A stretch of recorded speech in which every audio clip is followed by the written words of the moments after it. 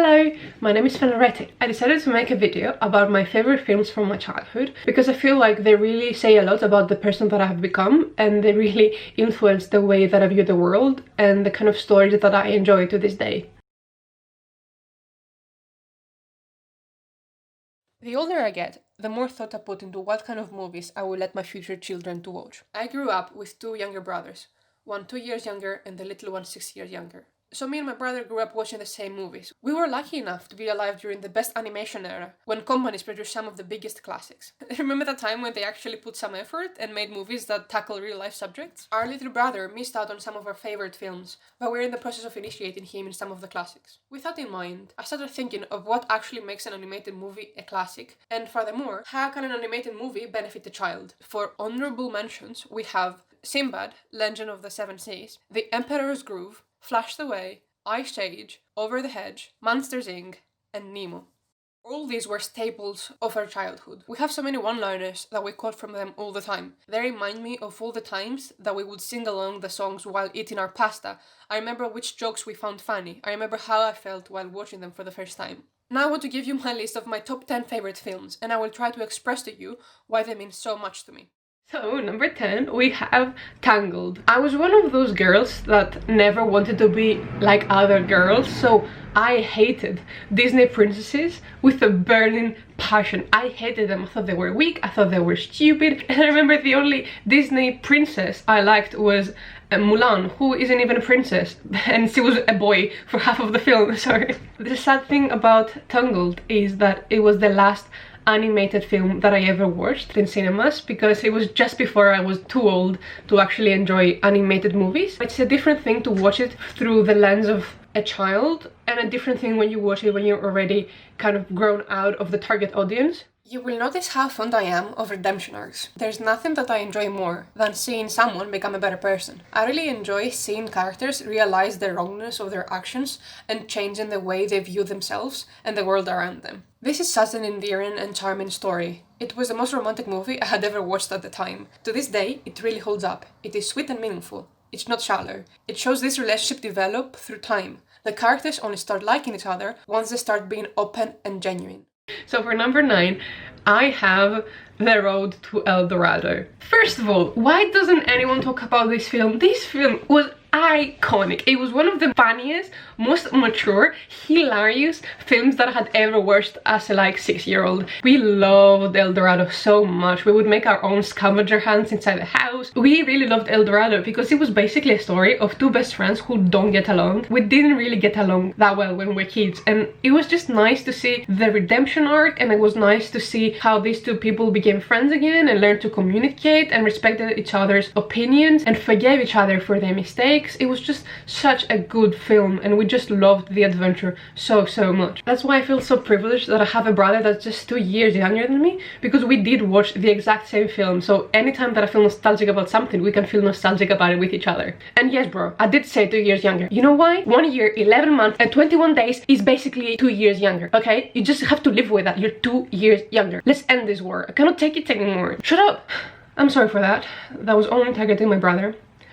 Sorry. I should mention that the score was also made by Hans Zimmer, Hans Zimmer is one of my favorite modern composers. His music completely shaped my taste as a kid. Number 8, Nanny McPhee. Nanny McPhee is one of those films that whenever I watch it, I will cry from the beginning until the end. I would actually have the most heartbroken feeling in my heart for the entire film. Every day after school, we would come home and we would fight for about 1 hour for which film we would choose to watch while we're eating our dinner. And every single time we would ask for our mom's opinion, she would be like, we should watch Nanny McPhee. And my brother wanted to cry. He hated that movie so much. And at some point I began to hate it because I'm like, Mom, you're not being helpful. We're trying to fight about those two films and you're just nominating a new film in this fight. Like, no, stop it. And I remember thinking that Simon, the oldest kid, he's so old. And every time that I watch it now and I see this baby 11-year-old, I'm like,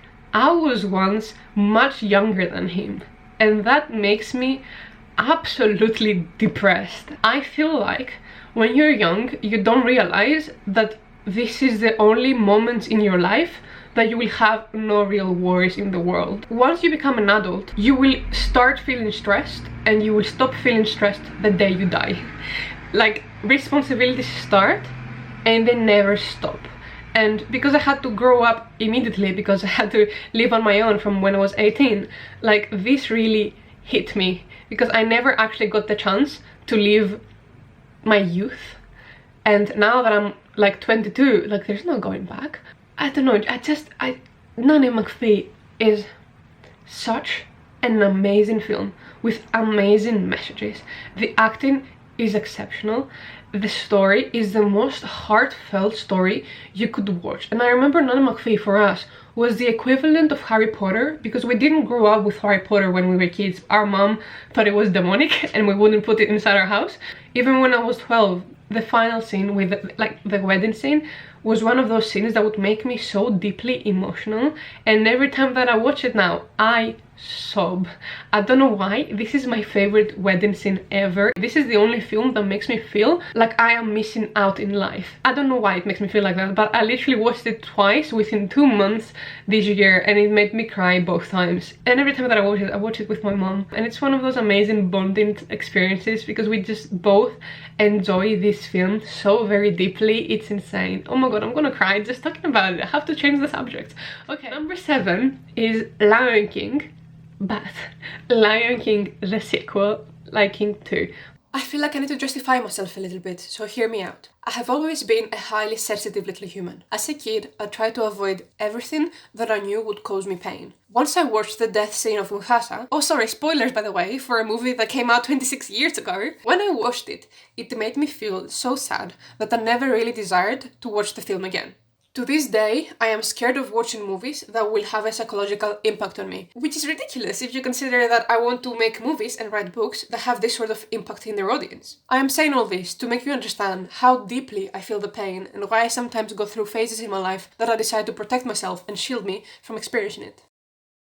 First of all, the music in Lion King 2, it's incredible. And as I've mentioned, redemption arcs are my jam. The story of Lion King 2 is about Kovu and Kiara. Kiara is Simba's daughter. Kovu is Scar's son. We see Kovu being brainwashed as a kid to be extremely hateful towards Kiara and her whole tribe. To me, it was extremely sad to see how a kid that's actually kind and sweet can be influenced by its upbringing and become a hateful human being. And when I saw that this child had the potential to become a good human, or like a good lion, Kovu's character is so important, because we see that it doesn't matter who you're born to be, all that matters is who you choose to become. And I love seeing people who see the wrong that they're doing and they change their paths. I love seeing characters who realize that they're fighting for their own cause and they switch alliances. It means so much to me to believe in the goodness of people. All of those messages I didn't realize when I was a kid, but like they have influenced the way that I see the world, because I believe in the kindness of humanity. I believe in the goodness of the world. I do always give people second chances, because I'm like, you can do better. You don't have to do this. You can do better. And of course, love story. Hello. The concept of somebody becoming better because they fell in love, it's such a wrong moral for teenage girls, because they feel like they can change anyone. But at the same time, isn't it freaking wonderful to see somebody who changes their entire perspective of the world because somebody that they loved helped them get better? That's just amazing to me. I just love it. I know it's problematic, but I just love the concept. Number 6, we have Winnie the Pooh. So Winnie the Pooh was my first teddy bear, and it was one of the first films I ever watched as a child. I just loved Winnie the Pooh so much. It was such a sweet film, amazing morals, and I watched it the other day, and again I was crying throughout. It's so deeply innocent as a film. And also, this Winnie the Pooh movie was the first thriller I ever watched, and had nightmares for many years because of that film. Another thing that again makes me so sad is that once there was a time that Christopher Robin was so much older than me, and he's like 7 years old. I don't know why I get so nostalgic about childhood. I really don't understand But it's just, why am I getting so emotional? This is a sad video. Oh my god. I just love going back to this film because it does make me feel like I'm back home. It's the level of nostalgia that you don't need only crave to remember how childhood was, but you also crave to feel as innocent and as little as you once were before you realized that the world is not as good as a place as you thought it was. It's, you know, before you knew that war existed, and before you knew about people murdering each other, and before crime, before you knew any of that. And it's nice sometimes to just go back to that time that everything was good and everything was fine. I don't know. Oh my god. I don't know why I'm getting so emotional, honestly. Oh my god, I have real tears, but I don't want to show you because it's embarrassing. I'm just a very stressed little adult. It's just sad. Okay, so number 5, The Prince of Egypt. What a legendary film. The music by Hans Zimmer. Oh my god. The redemption arc. This is one of me and my brother's favorite films again. There is nothing that can be compared with this movie. Every single song has such deep messages that it still have a massive impact in my life. I would like to briefly talk to you about my love for montage sequences. The most famous example in animation is probably that one scene from the movie Up, when you see them grow up. The montage sequence in this movie takes place during the song Through Heaven's Eyes. I love this song. Me and my brother know it by heart. When you're little, most of the things you learn are without realizing. Your brain develops according to the things it gets exposed to, and to think otherwise is naive. Whatever forms of media you consume influences you tremendously, even as an adult. A good example is how Peppa Pig is ruining a whole generation of children, making them misbehave. Thankfully, the movies I watched and the songs I memorized actually taught me values, such as this lyric. So how do you measure the worth of a man? In wealth, or strength, or size? In how much he gained, or how much he gave? This is such a simple way of expressing one of the biggest philosophical questions in life. This is one of the films that you should watch even if you didn't watch it as a child, because it has just amazing themes, it's amazing direction, and just one of the best soundtracks that has ever existed. It's just amazing. It's just, oh my god. Number 4, we have Spirited Away. I watched this movie at the cinemas when I was like 4 years old, and I had nightmares for a month and a half. Constant nightmares. And I remember watching it, and my brother was so little that he didn't even need to purchase a ticket. He was just in my mom's lap, and because he got scared within the first 10 minutes, he just fell asleep for the rest of the film, and like, or was watching through his fingers like that, and it was so adorable. As a kid, I always wanted to prove that I'm strong and that I'm brave. I was petrified, but out of shock, I was just not even closing my eyes. I was just like watching the whole film. Like, I remember the feeling that I had when I watched like this scene. Even without any music or context, you can feel the intensity of this moment. The movie is paced in a way that it gives the audience enough time to soak in the ambience. You feel immersed in this magical world that could not be any more different than your own. You understand all the rules, you're introduced to all the characters, and you have a sense of space without any dialogue. All the exposition happens so organically and so masterfully. What makes me feel a deep appreciation for the Ghibli studios is that they treat the audience as if they're little people instead of stupid babies. They respect them, they challenge them, and they go above and beyond to impress them. The scenery, the camera work, the themes, and the characters are always treated with so much care and detail. They never try to be as commercial as possible. They don't manipulate the market, they defy it. This film is so poetic. I remember the way she walked around town for the first time not being afraid. I remember her taking the train that's on water. I remember her trying to save Haku. There's an additional reason in why this film means so much to me. I remember my mother sitting me down and telling me that Spirited Away must be really good because it has an Oscar nomination. She explained to me the whole concept of the Oscars for the first time on that day. I was 4 years old. I remember so vividly her telling me that all that matters is that it is nominated. It means that it is worthy of winning. She added that all people that are nominated are basically winners. That stayed with me throughout my life. And in every award season, I am more stressed for my favorite artists and movies to get nominated instead of actually winning the award. I want them to be acknowledged. Not winning doesn't make them any less of a winner. So now we get to the big 3, and they're not in any particular order because all of these streams are equally important to me. So for number 3, we have Treasure Planet. Oh my god, this film means the world to me. I loved it so much. I truly appreciate Treasure Planet because it really emphasizes the impact that your childhood has in the person that you will become. Jim Hawkins is one of my favorite Disney protagonists. To my opinion, he has the most meaningful character arc. And also, look at him, he's so cool, oh my god, look at him! We see little Jim being a child with so much potential, but the moment his absent father abandons them, Jim loses his path. He tries to find escapism through rebellious acts, to the point that by the time he becomes a teenager, everybody considers him a lost cause. However, the moment that Jim realizes how much his behavior hurts his mother, he looks for the first opportunity to make up for his past mistakes. He wants to go above and beyond to prove himself to the world. Once he finds someone that believes in him and encourages him to reach his full potential, we see Jim evolve and become the man he was destined to be.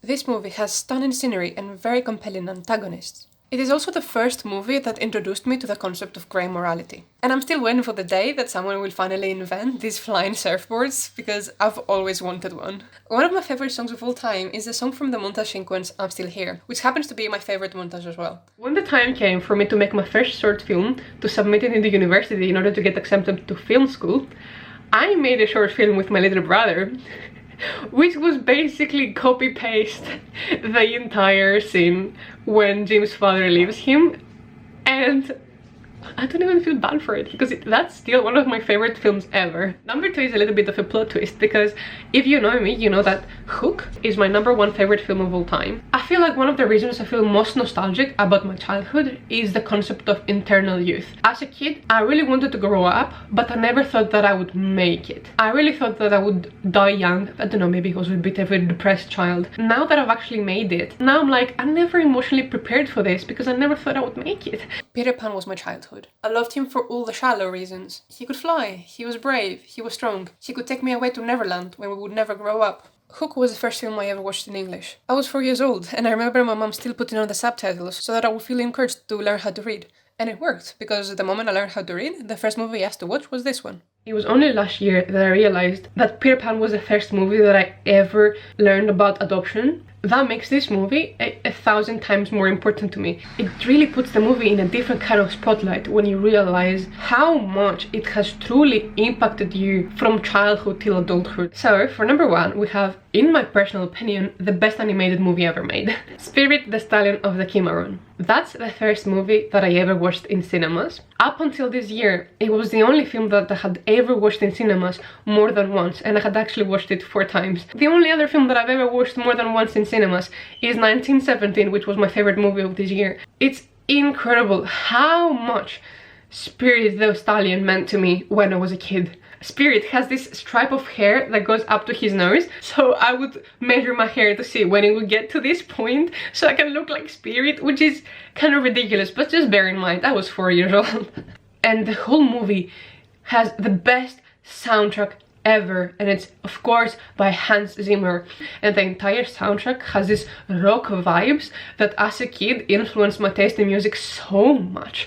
I truly really love those songs. I know them all by heart in both English and Greek, which I never really tend to do. Like, you know, when you watch a film, you watch it in your own language and you can never really feel the same nostalgia if it's not in your language. But for this film, I made the effort to learn the songs in English as well, because the soundtrack is just as exceptional in both versions, which I never tend to believe, because I always feel like, oh, my version is superior because it's the one that I'm used to. But no, this is actually an incredible soundtrack. How can I ever put into words what this film means to me? Spirit is a king of the animal kingdom. He is a leader that protects those that he cares about. He is a curious and adventurous spirit that never neglects his duty to his herd. He dreams of flying like an eagle. He wants to be free and wild. He is so fierce and independent, loyal and brave. He taught me to never give up, to fight to achieve my goals. He was enslaved, but he did not give up. He found his way home. Spirit made me love running. He inspired me to be an independent spirit that runs in the wild, pursuing their dreams. This movie is a cinematic masterpiece.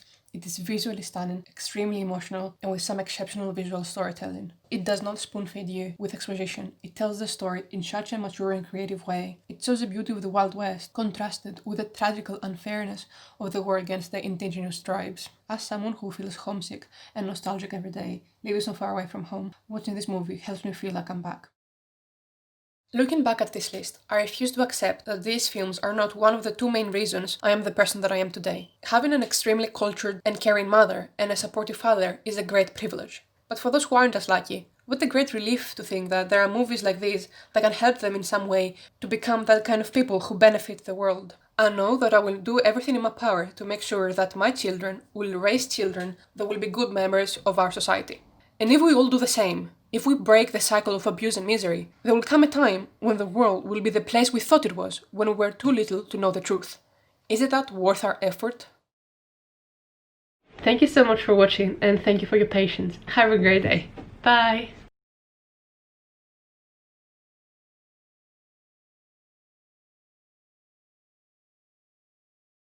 Oh, look at you, you stayed after the end of the video. You're adorable. The thing I'm gonna talk about today. So I remember how I mentioned about the theme of adoption and it being something that was always very close and dear to my heart. So, this is the first book I ever wrote, and it's actually a children's story, and it was for a competition in which I didn't even rank. Doesn't matter. It was the first story that I wrote to its completion. It's basically about an orphan kid being given a second chance in life. So at the end of the book, I made basically the protagonist create his own orphanage where he would help every child in the world become a member of society and basically have a second chance in life in order to achieve their full potential. And it's just incredible how close to my heart this concept still is. That was everything. Thank you so much. Bye! This is so freaking itchy. I'm never wearing this again.